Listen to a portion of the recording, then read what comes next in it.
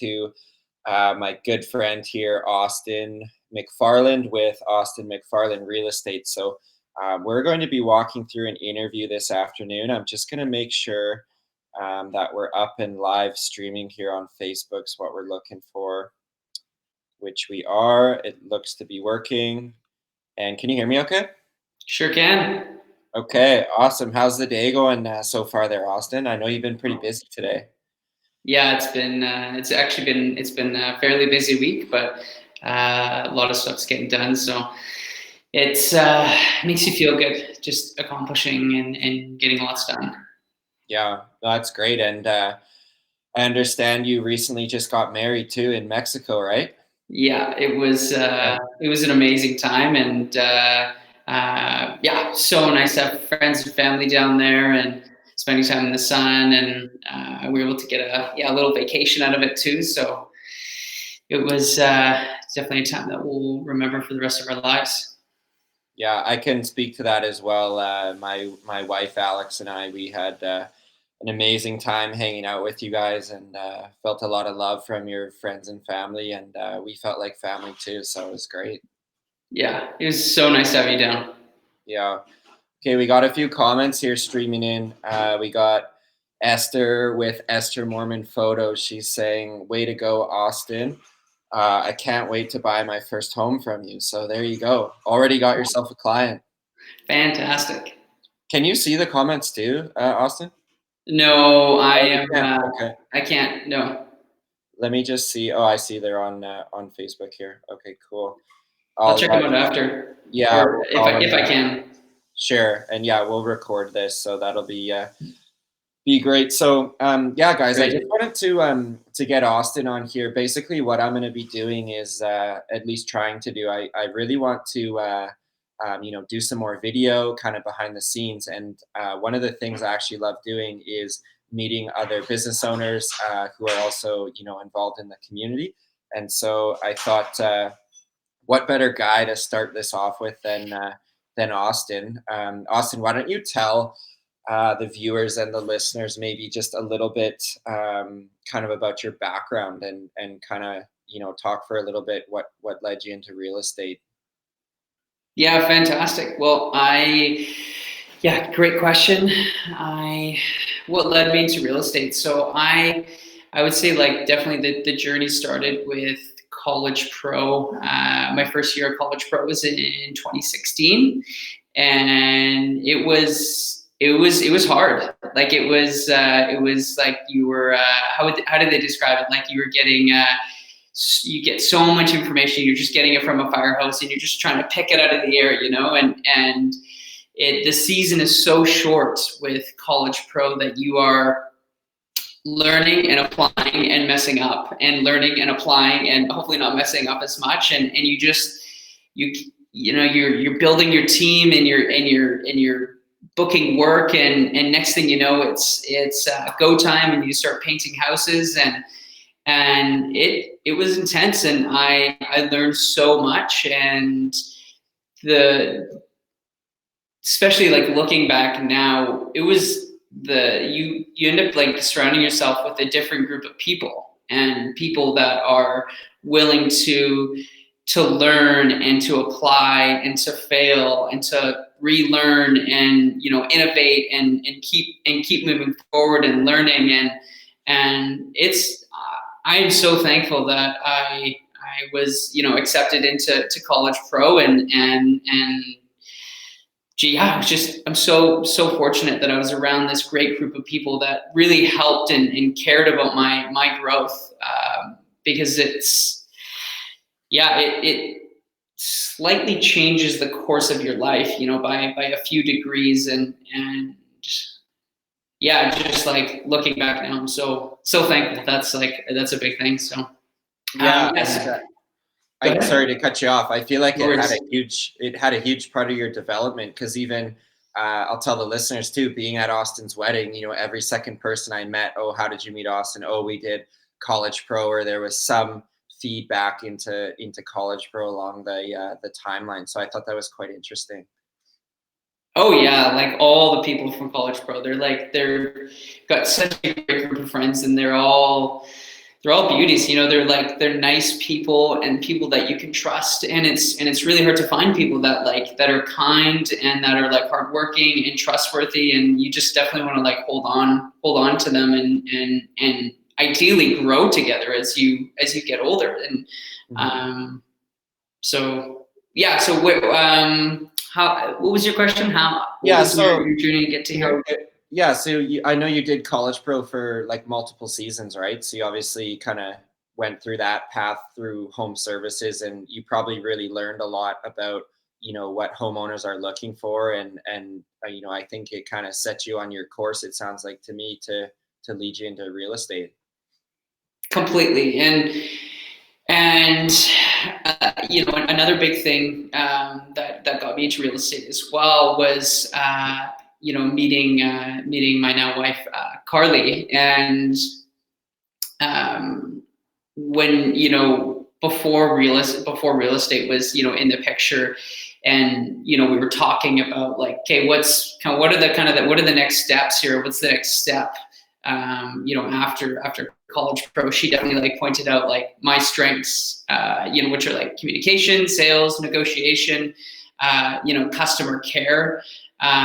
So that like helped helped me make a decision on like, hey, where do I want to go, and you know, not do something where um, yeah, just like do something where I'm like, or I can like really employ my strengths and keep improving on those strengths. And with real estate, I find like I'm in the place I want to be, and the place I want to grow in. And I'm also finding that I'm also meeting, kind of like similar to college pro, I'm meeting the people that are growth minded. They're kind, they're trustworthy, like those big three things. If you don't have those things, like it's yeah, I feel like those are the things that'll take you to the next level. Yeah. I feel like too your persona that you put out there really attracts high quality people. I think the phrase "birds of a feather flock together." I think that's Yeah. very true, and I don't think it matters if you're painting or real estate or running another company or whatever you get into in your life. I think that is a bit of a principle I've seen in life. I think that's kind of interesting to note. Dave, what did they say? You're the average of the 7 people you Yeah, spend most time with or talk yeah, to? yes. Yeah, Good call on that. I think that one's true yeah. as well, completely. Um, so did you, kind of getting back to the real estate front, what is it kind of about, you finished college pro, what kind of options did you have and how did you kind of end up getting into real estate? I know, it's quite a noble profession you've picked, but kind of what was it that really led you there? Like in terms of like the courses, like going through the courses, or what like made me like say like this is what I want to Yeah, do. like what yeah, the more the second one, I feel you've really put your stamp on real estate. You said this is the way my ship is heading, or you and Carly, you and your wife's ship are heading. What is it about it that kind of attracted you to it? I would say like what I really like to do is I like to like help like facilitate something and you know, facilitate a service for someone, or like, yeah, or like a group. So yeah, that's for me, like helping. I wanted to help people, you know, buy and sell homes, and ideally to make that transition as easy as possible. Um, yeah, like it makes me, just to facilitate that process. I sleep well at night, like knowing that, you know, that things are taken care of and that I've done my best, and like, yeah, like I want people like being happy with the service as well. Yeah. I feel like that's like in your DNA. Austin is, customer service and making people feel like a king, feel like a queen. I think that goes hand in hand in real estate. It's such a high ticket level, and such a big decision people are making. I think that no like trust factor is really through the roof on the real estate front. Yeah, yeah, no, it is. And it's like, for most people, it's one of the biggest purchases they'll ever make. And there's a lot at stake, you know, they work, you know, they could have, husband and wife, or two partners, just like, working towards, paying a mortgage. And like, it takes such a big part of your life to support living in a condo or living in a house or living in a townhouse, that you want to choose the right, person to help you facilitate this process in buying or selling. Because yeah, it's an emotional like journey. And yeah, you want it to be as smooth as possible. Totally. So moving down our questions here, we've got I've kind of picked out a handful of questions I've been wanting to ask Austin. So we'll jump to the next one there. For those of you watching on our feed, if you have something burning in your heart you want me to ask Austin, let me know. Just post it in the comments. So my next question up is Austin, how would you say you're different from other realtors out there? So kind of my second question was, what is your blue ocean strategy that makes you different? And a business book that's one of my favorites is actually called Blue Ocean Strategy, and it talks about the red oceans over here. It's populated. It's a bloody mess. Everybody's doing the same thing, and then you build your own blue ocean. You're different. There's something different. It's like that's like a purple unicorn. I've heard it called. It's something so different that people are attracted to. So what would you say in your brand, in you being a realtor? How are you going about making your blue ocean, or kind of what's a couple things that might make you stand out? Yeah, great. Another great question, Dave. I'm the type of person to go all in. So just for when you're talking about getting going as an agent, for me, I have the time to do two, three, four open houses a week. I do door knocking. I connect with a lot of a lot of successful agents in the area. And yeah, just getting back to people as fast as I can, and really putting in. I'm willing to put in the legwork, and I have been putting in the legwork. To get in front of as many people as possible and have as many conversations about real estate as possible. So yeah, and kind of what we were talking about earlier, like it's also important to me to work with people that are kind and people that are trustworthy. So yeah, just and also getting out on social media as well, like trying to be front of mind for most people. So that's what would make that's what will make me different. I'll be the one door knocking when it's snowing, or I'll be the one door knocking when it's raining out, because I know that's what it's going to take to to get to the level that I want to be at, and serve as many people as I possibly can. Yeah, I think part of your secret sauce too, Austin, is like your clients will get you, and like ultimately that should be like a period after that statement. Because even for people who don't know, Austin worked with me quite closely last year as he was our kind of our main operations manager at Revive, and I would hear from our clients almost daily, what's up with this guy? He's kind of different. He takes such good care of us. He's so quick on his phone. He's responsive, and I think again that high ticket price. It's a very emotional time. I think you want a realtor almost not off their phone for a few hours. You want an immediate response, and I think that's something your clients will get with you going forward. Yeah, and I'm gonna do my best to deliver that service where like people want almost like an instant response. Nowadays, you almost have like, yeah, you need to be on it. Yeah, and I know you've been sharing with me the last couple of weeks of just different technology platforms you've been experimenting with to really shorten that timeline of communication and also increase the quality of communication with your clients too. So I think you're always on the front end of innovation, learning and growing and coming up with new ways to do things. I think that goes a long way. Yeah, constantly just trying to be and trying to be a better realtor, and not just that, but trying to be like also like a balanced person. Like growing as much as I can in real estate and trying to learn as much as I can, but also outside of that, you know, spending lots of time with my wife and trying to be the best husband I can be. And you know, when it comes to training, I'm training for Ironman in August, so got to slip you know, an hour to a day for training for that as well. And then, you know, just I read kind of constantly reading and learning a new language. And so, yeah, just trying to like, you know, trying to be better on a few different fronts. And it's not always easy, but it's like, it's worthwhile, you know, when you leave the gym or you read for 20 minutes or you do like you know, a lesson of a different language, or you have like a high impact conversation with one of your clients, you leave and you're just like, like that feeling of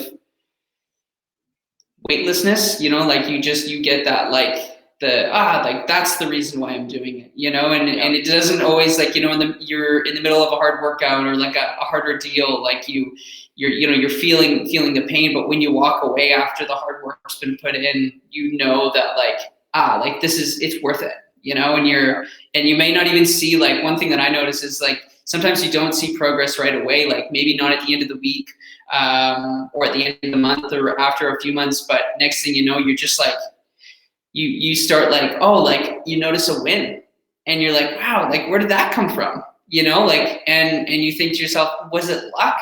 But like, no, it's like you add up all the work that you've done. And I'm like a bit of a believer. I'm a believer in like karma, you know, you just keep doing good and you keep doing good and like good things will happen. And, you know, you attract more of those people that are trying to do that same thing. And you're like, you know, you get this group of people around you and you keep, you know, you just like every day you're like upping your level and not just like a financial sense. Cause that's not, I don't like, to me, that's not what it's all about, but like just being better and keeping your tools sharp. And I believe that like everybody has like a good set of tools, you know, it's like, what do you take the time to sharpen every day? You know, and that's, yeah, if you keep sharpening those tools and you'll notice progress and it'll just happen. And so we're going off on a bit of a tangent here, but to summarize it up, just to keep pushing forward and keep learning and growing and surround yourself with like a really good group of people. And I'll go off script quickly too, Austin. How did you develop that mindset? You know, I've known you now for a few years, and you're one of my close friends who's always, you know, upping the bar and, you know, pushing it just a little bit further. And I've watched you, you know, compete as well in a triathlon, and you find that next gear, that next level, and I don't think that's super common with people. How are you always ratcheting it up? How did you get your mindset like that? Can you give maybe me and the listeners a pointer to how you do that? Great question. You know, a big part of it comes from the family that I was you know, privileged to grow up around. Like my you know, my sister and my mom and my dad, they are so kind and so hardworking and so caring. You know, they just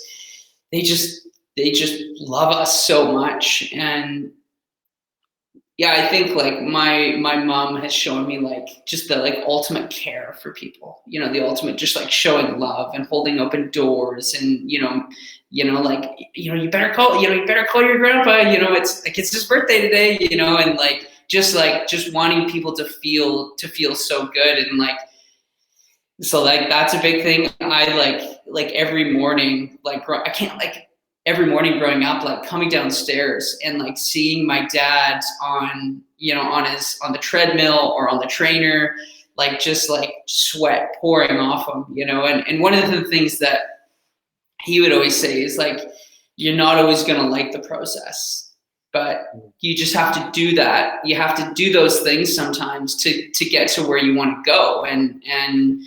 And so it really showed me that like, you know, having a bit of pain in what you do or having a little bit of discomfort is okay. And that discomfort is what really will take you take you to, you know, places that you haven't been before. And Yeah. I feel like it's almost it's addictive because you like, you know, you want to keep elevating yourself, but like for me, like what point is like enough is enough? You know, you want to just keep growing, and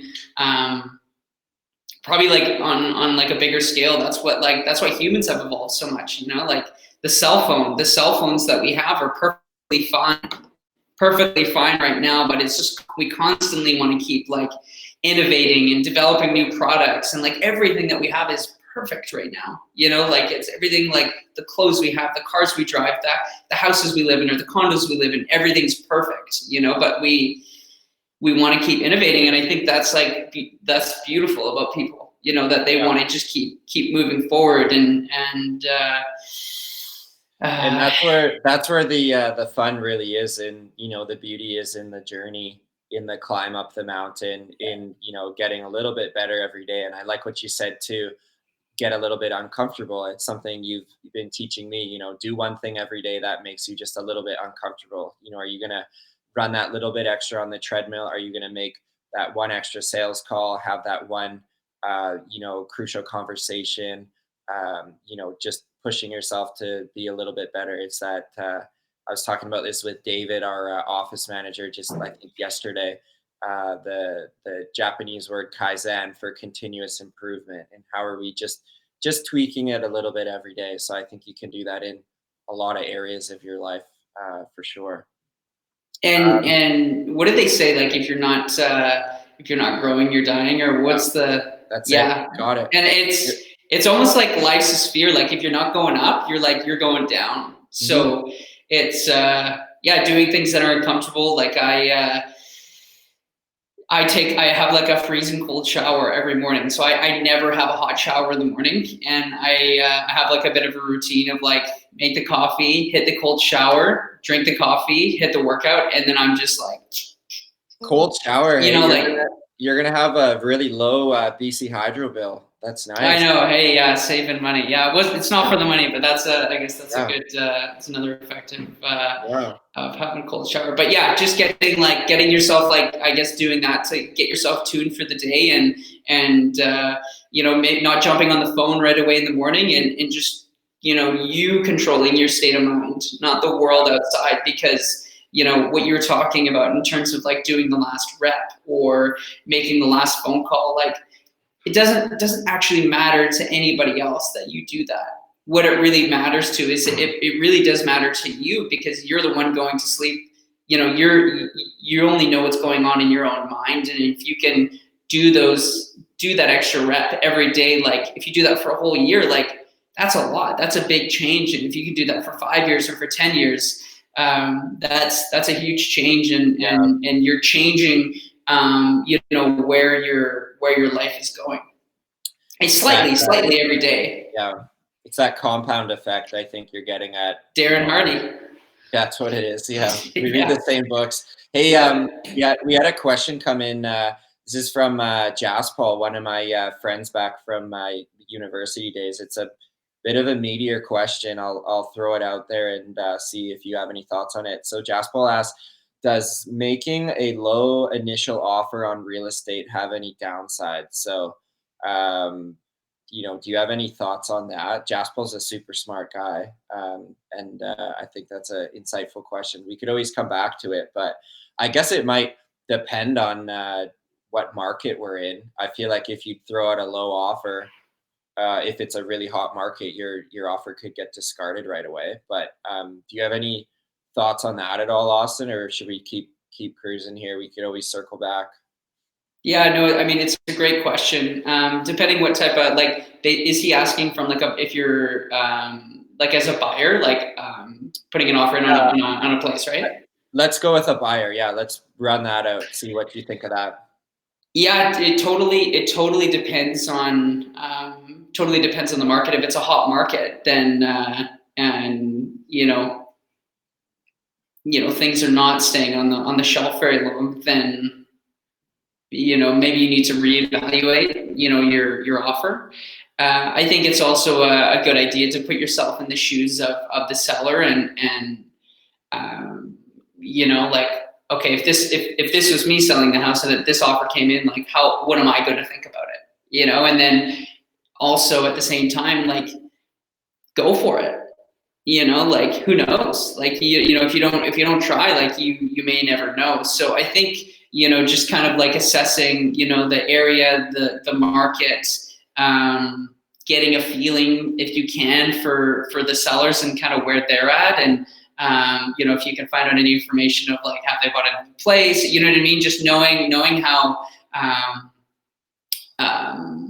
fast they need to move, and also being aware of, like, your financial position and, like, where you're at. Like, if you need to get into a place right away, then you might need to pay a little bit more. But if you're buying, maybe a second place as a rental unit, then, and if you have more time, then you have more time to look, and you don't need to be as rushed when it comes to just buying a place. So there's so many different factors, and to give one answer that this is the way to do it I couldn't give that. And that's one thing I notice as well with real estate, that it's hard to have if you ask somebody something, or they ask you something, to give, like, one answer. It's like, because it could be so many different things. It's totally situational, and there's never one deal that's the same. So it's always, just evaluating what's going on, and that's where it comes down to, like, having a really good fit for an agent, for yourself, that you can sit down and have a good conversation, and they can do a little bit digging for you, and good lines of communication, and that way you can make the best possible decision that will help progress your life. And getting into a new place is you're changing your lifestyle. So there's a lot of different factors. Yeah, it's a good question, and a good answer. Thank you. Yeah, thank you for asking that question. Flying in. Thank you, Jaspal. It kind of leads into our next one, Austin. You got a couple left for you. Can you kind of speak to Jaspal just replied, "What a great answer. Thank you, Austin." Yeah. He's quick. I guess, Austin, can you speak to what's going on in kind of our local real estate market? I heard someone once say, we always want to talk about how the real estate market's doing in Canada, or what's the national average sale price. It's almost like asking what the national average temperature is. It's just almost a little bit irrelevant. So how can we niche down here? Can you kind of tell us where you're based, where you specialize, and maybe give us a pointer or two as we head into spring? This is all coronavirus stuff aside, but as we prepared for this last week, but can you kind of speak to what we're looking at returning spring in 2 weeks here? What can we kind of expect here locally? Yeah, great. Another great question, Dave. So I would say there's, like, a few big things that are happening right now. Interest rates. There's a few things going on there. There's insurance on strata. Yeah, what's going on? Sorry to cut you off. What's going on with the insurance with stratas there? Yeah, there's across Canada, there's a big change, but, like, BC's the hotbed for insurance rates and stratified units going up. So it's they're going up. Some newer buildings that that are quite new are not being covered by insurance. So there's big changes happening in the in the strata industry with, like, condos and also townhouses, and not only, like, just wood buildings, but also concrete buildings. One thing that, like, we've noticed are that buildings that are 3 to 4 stories or less, and 40 to 50 units or less are being affected less, just because if you have a 40-story building, you have a pretty bad water leak on the 30th story. Like, the we all know what way water travels, and so, like, it can have a big effect. And with the concrete buildings, it's still affecting concrete buildings because they're pretty, like, high cost to fix, and concrete is very, very permeable, so the water will seep through and stuff like that. So that's a big thing. Also, another thing if you are running Airbnb at your house, you just need to make sure that you're covered by insurance. Like that's a pretty important thing, because if something happens and you had someone, renting out the space, whether it be a room or a unit for Airbnb, you may not be covered. So you want to just check in with your insurance provider. So that's kind of a little bit of news on insurance rates. And again, it's just being educated on the building that you're going into, or the building that you're looking into, and just running the costs for your living. We were talking earlier about how it's like one of the biggest purchases of your life, and you just need to make sure that your bottom line at the end of the month. This is what Stratus, and the insurance going up is driving up strata. Like that's the big thing. So the strata, and also deductible. So you just also got to check like what the deductible was going to be. Say if there's a fire in your place or there's a flood, like what would it really cost you if something happened, and can you afford that? Or maybe should you be trying to get into a house and putting that money aside?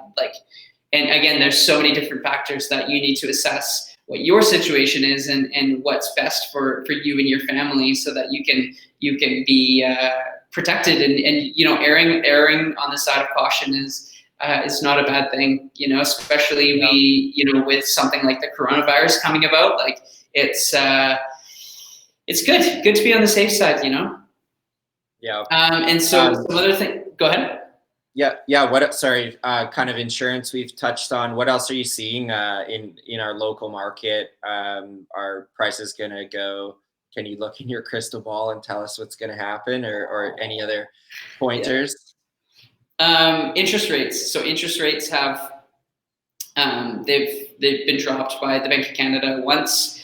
Half a point, and then they just got dropped again today by half a point. So if you want to get a mortgage, so if you want to get a mortgage on a place, it's going to cost you a lot less. And there's, different lenders have different rates, so you should definitely inquire. So would that potentially, with rates down, that's going to create probably more buyers? The buyer pool will be larger in our market, conceivably, I guess, or I guess it's hard to say, but is that kind of is my logic correct with that? Interest rates down, there should be more people available to buy a place potentially? Yeah, money's cheaper to borrow right now. So, if your buying power has increased, so you can get more for your money, or you can, get the same as you were looking at before, but, it'll cost you a little bit less. So yeah, the buyer pool should theoretically increase. Okay. So there'll be, which is, this is a nice little transition, because it does have an effect on prices, because if there's more people in the market wanting to buy, say if, there was, originally 3 people going after a house, but now there's 5 people, it'll drive inventory down, and it'll drive prices up. So it could create more multiple offer situations. Again, it depends on the area, and it depends on, condo, townhouse, or house. Where is your local market, Austin? Can you tell everyone kind of where you're based, what areas you kind of specialize in? I know every so has their home base or where they plant their flag. So can you tell us a bit about that?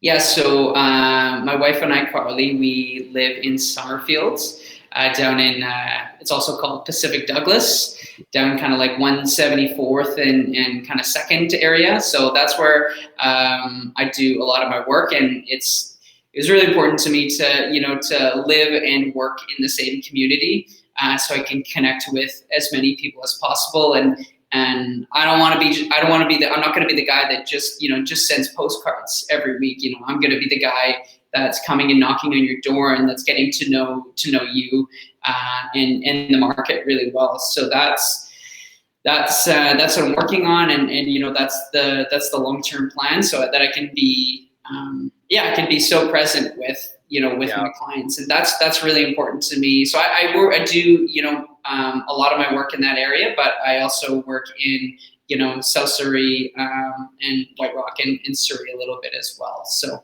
I grew up in Langley, so I know the area well, and have some spheres kind of around. So Yeah, you're pretty well traveled.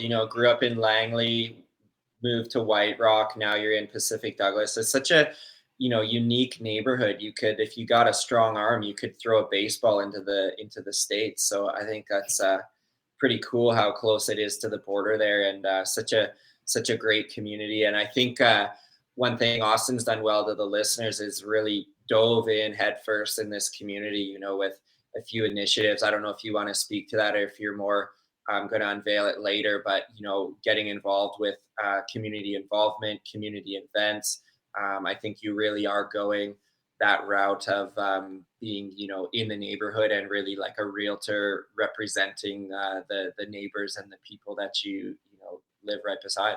hmm yeah, that's the goal. Like I love that feeling, when someone gives you, but it gives you some time and talks with you, and that's what I want to do for the people in the community. And so we are, we're actually planning an Easter event for Summerfields, and we just want to make sure that it's good to go, with the coronavirus. So that event is still up in the air for that reason.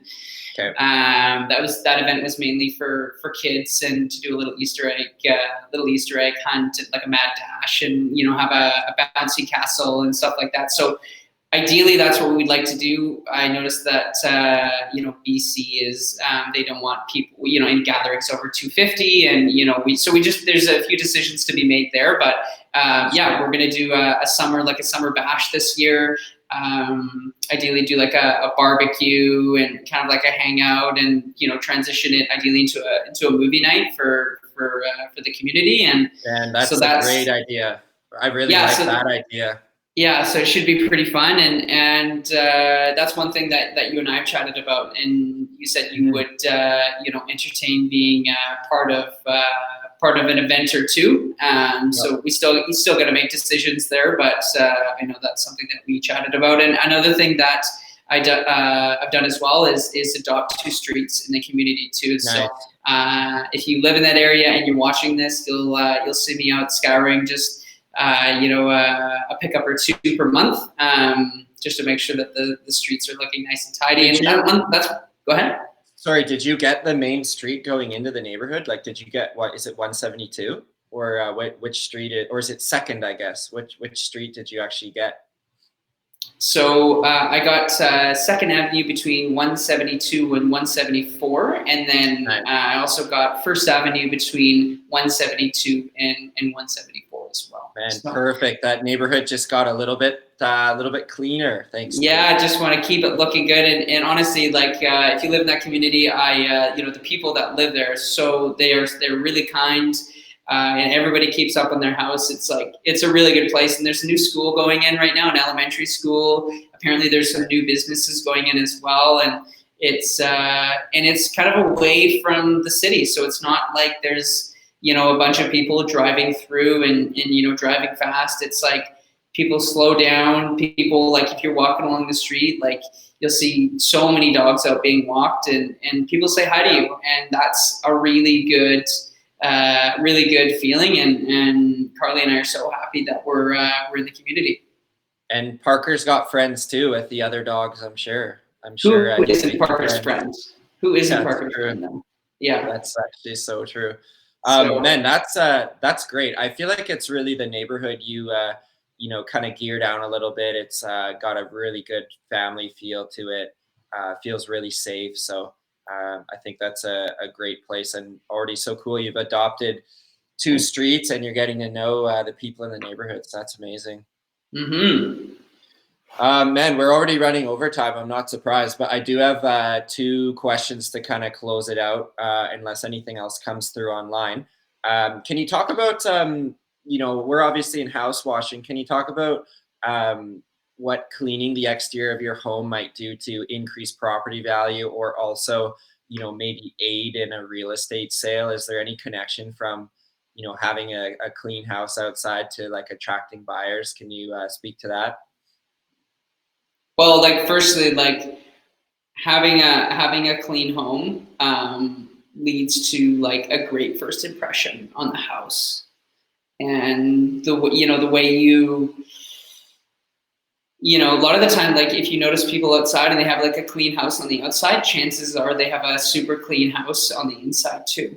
So that is a big thing. So if I'm walking up with some buyers and we notice like a house is like really clean, that's like boom, that's like first check. And that's like super important.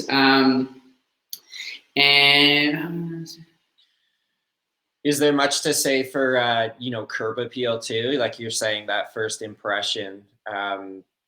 Maybe I guess in a busy market it might stand out. Subconsciously, I actually like the house that looks a bit cleaner. Perhaps maybe the sellers maybe took a bit better care of it. Does that maybe play in a little bit as well? yeah, it plays in a huge part, Dave.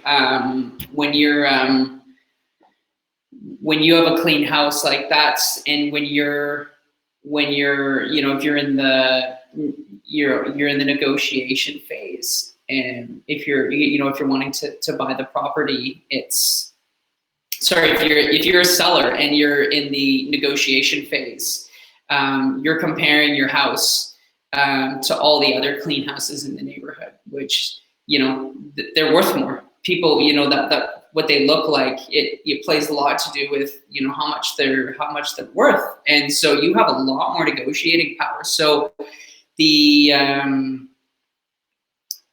amount of monies, if you're looking to sell your place, and you're going to put a little bit of money into to making the place look better, it's going to get paid off in the end when you go sell it, right? Because it's if clean windows, clean siding, like it's definitely like well worth the money to spend the time to clean your house. Yeah. Is there any other kind of common services you see with your clients that is a little bit of a checklist, like clean the house outside? Is there ever paint or lighting or floors, or to speak to maybe people who might see this, who have a place they're maybe thinking putting it up on the market? Is there a little bit of a checklist you'd have of maybe common things to think about? Things that maybe you'll get the value back when you actually end up closing the deal on your house. Do you got anything to say to that? Yeah, 100%. And it really has to do with, having the house clean and organized. If you're having an open house, or you're having pictures taken, and that will, having a clean and organized house it's really, really important. You have people walking up for the open house and they're inspecting your house with they're going through it. So that's a big thing. So I would say cleaning, like power washing, cleaning windows, siding, like ensuring that there's no moss on your roof. Like that's like a big moss on the roof is like, when you look at that, you're like, okay, like that hasn't been treated in a while. And then, so you start thinking about like, oh, I wonder what else they don't take care of.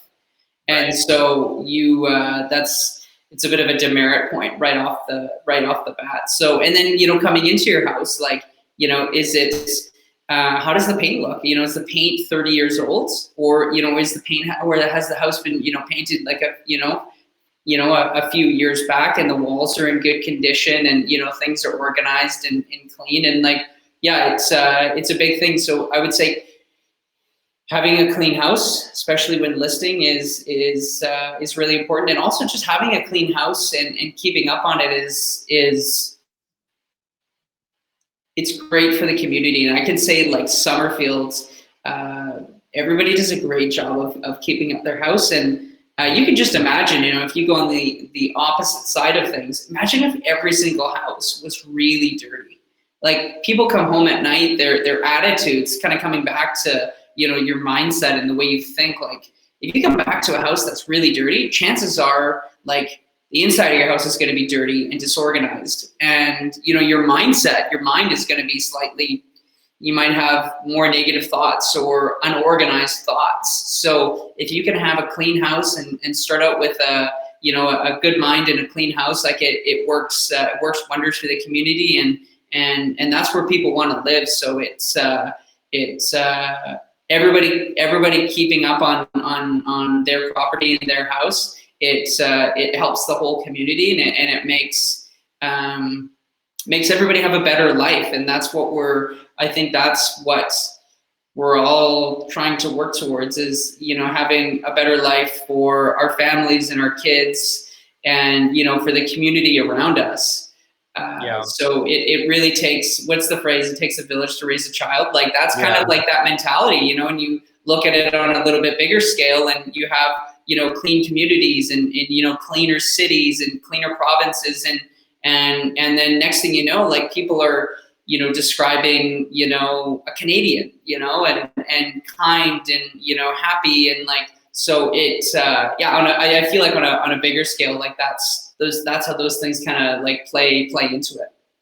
It's funny how neighborhoods too can kind of take on their own persona, based on pride of ownership. Is it largely an area that perhaps is rented out and cars are everywhere and places are a mess? Or is there, like, you go out your front door, you say hi to your neighbors, it's clean, it feels safe. It's amazing how the environment, you can pick it up in certain neighborhoods. And I'm sure you've felt that in your past background with your painting company, where, I know for us, we have a list of like 40 neighborhoods that are our favorite.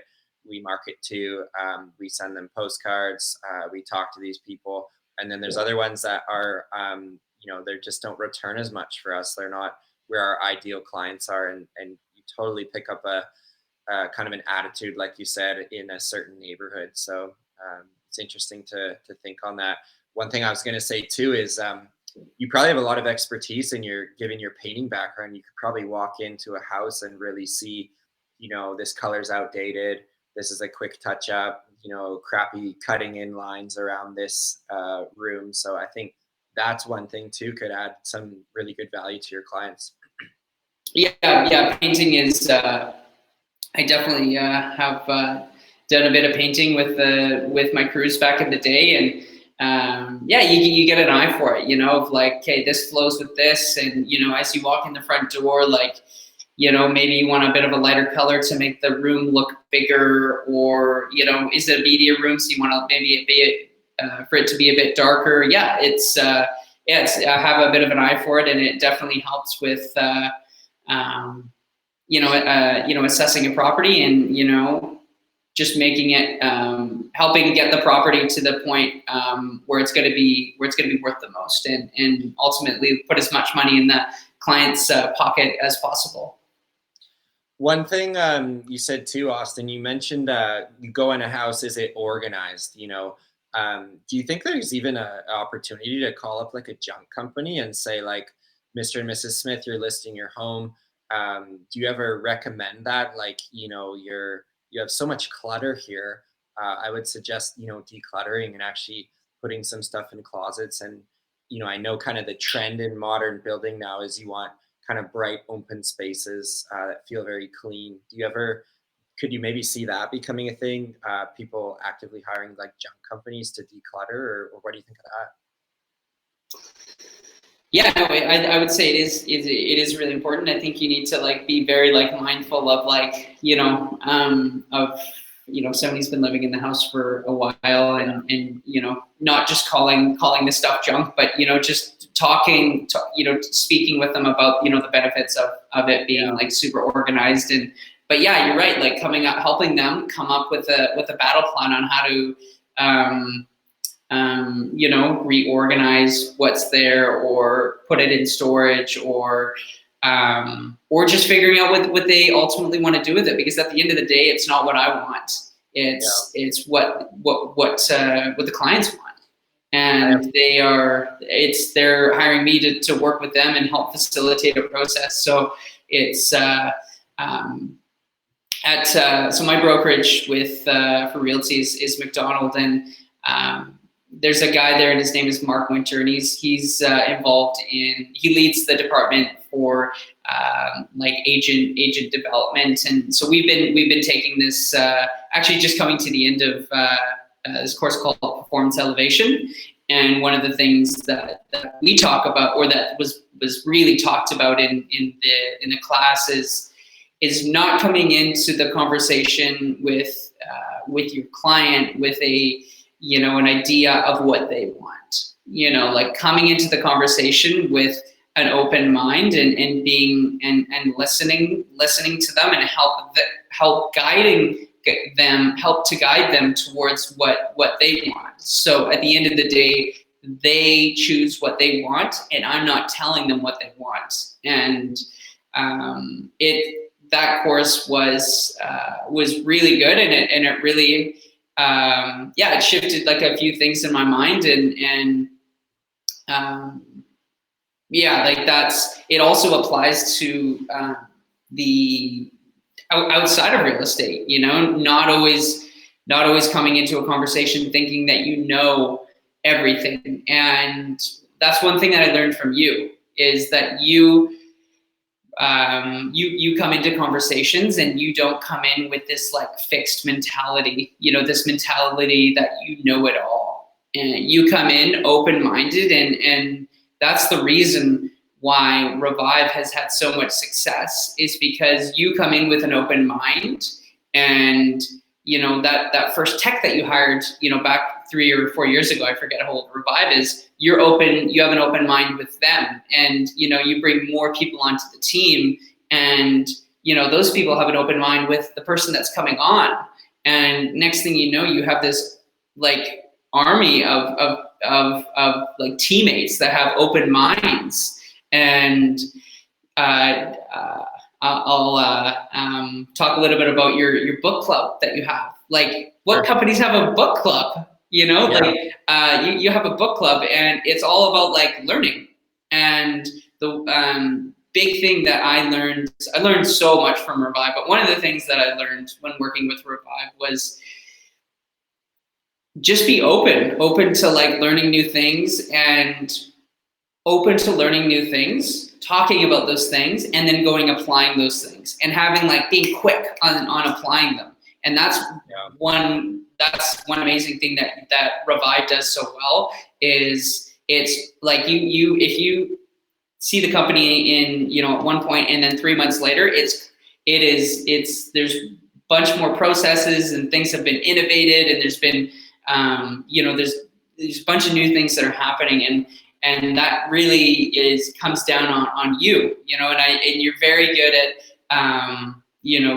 leading the team, and always coming to the office with a positive attitude. So I just wanted to thank you so much for the time spent working with you, and the hours of conversation that we had about how do we create a better experience for the client. And it all, at the end of the day, all the conversations are around that. It's like, how do we do it? How do we do it better for these guys? Or how do we do it better for the team, the clients? Because that's what really makes you sleep at night. It's like how, like, that job went really well, and it went well for X, Y, and Z, and building on that, and keep on developing, and always having faith in your techs, and just keep moving forward, and keep pushing forward, and having that family attitude, because I know you have that outside Revive, and you also have that with Revive as well, and that does seem like a bit of a trend, that like you're kind, and you care so much. So that's my little rant on you and Revive, and I think you guys are awesome. Yeah. Appreciate that, Austin. And Austin was not coached to say all that, although nor was I paid. Nor paid. But no, man, it's really good to hear. And I think the point you're driving home is, whether it's pressure cleaning or painting or real estate, we are ultimately all in the customer service business. And I think that's the business we're in behind the scenes, is just the service that we happen to offer. If we're getting dirt off things, we're moving a house transaction, we're hauling junk, we're putting paint on the walls, I don't think the thing itself necessarily matters. It's the service we give. It's when your car or our truck moves out of that driveway, how does the customer feel? Does she feel like a queen, like she was taken care of? Or does she feel I feel like I kind of paid a lot and I kind of got ripped off and I didn't get, great value. So it can kind of go either way, but it's something you and I have talked about a lot, and we talk about at our team meetings. How can we create an amazing customer experience? How can we, go to bat every day for our clients and really make them feel great? Because, like the quote says, people don't remember what you did, what you said. Those things don't matter. It's how did you make me feel? Is what service comes down to. So. Fantastic, Um, Dave. Fantastic. We're gonna wrap up here. Austin, do you have anything else to say on the real estate or personal front? I know I know we're running over time and want to be respectful of your time. Yeah, no problem, Dave. I just want to say thank you very much for having me on, and any opportunity that we get that I get to sit down with you and talk about big things, I appreciate. So I wanted to thank you for taking the time to sit down with me today to talk about life and real estate and business and everything in between. Yeah, no, Austin, thanks for being on. I'm honored to have you as Revive's first guest here. I find it very fitting that you worked with us, and we wish you nothing but success in crushing the real estate market. And we're happy as a company to be partnering with you and be referring our clients to you that are looking to sell a house, because the cleaning works hand in hand with getting the house prepped, like we said, for selling. So we're happy to have all our crews, referring your real estate company, because we're a big believer in you and what you're doing. And we got one more comment just to close out from Mitchell. For you homeowners who are looking for a really good rubber paving company, Mitchell's your guy with Urban Rubber Paving. Oh, can I say one thing about Mitchell? Yeah, go ahead. Mitchell, how many jobs did we do for Mitchell? Oh, a lot. I feel Five, like, six, yeah, more. somewhere around there.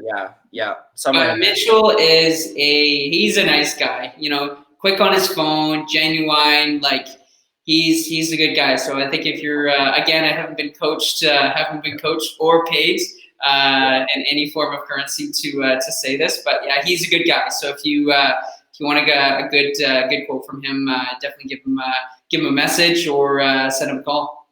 Yeah. So thanks, whoever tuned into this. We'll be sharing it around, and I will be doing more of them in the future. So if there is a really good local business you think I'd enjoy talking to, feel free to recommend them to me. Austin, I know you're saying you want to get on the video train too and do some interviews too. So either of us, we're based here, South Surrey, White Rock. And for real estate, Austin's our guy. House washing, Revive is your team. And yeah, thanks guys for tuning in, and wash your hands, get lots of sleep, and minimize your social contact to stay safe. Yeah, Dave, what's the Yeah. best way for people to contact you if they're wanting a quote?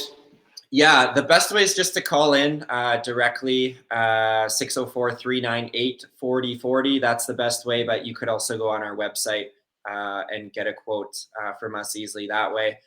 We have an awesome office manager, David, who's, like we talk about, quick on his phone, good service. Very And good. Austin, I'll ask you the same question. I know, the sales cycle in real estate could be potentially a lot longer than, I want my gutters cleaned or my windows. It's a really short sales cycle. Mm-hmm. What would be a good way for someone to get in touch with you?